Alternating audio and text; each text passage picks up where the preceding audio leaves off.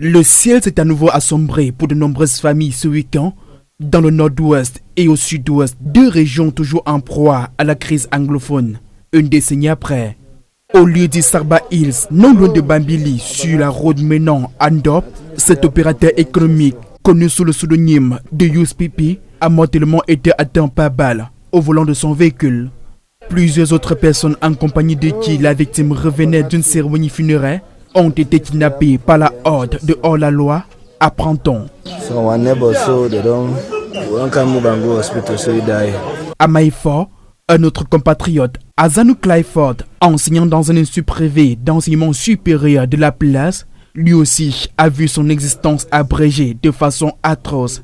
D'abord pris en otage dans un débit de boisson en Kwen Maitri par des hommes armés non identifiés selon les sources locales, il sera abattu des minutes plus tard à Boupoton par ses bourreaux. Autre lieu, autre atrocité, Agbor Peter Agbor perd la vie dans un stade de football au village Adja dans le département de la Magno, région du sud-ouest Cameroun.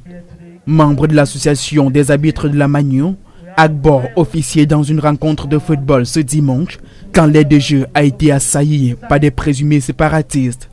Agbor Peter est tué de sang-froid par ses hommes armés. Ses assistants enlevés et conduits vers une destination inconnue.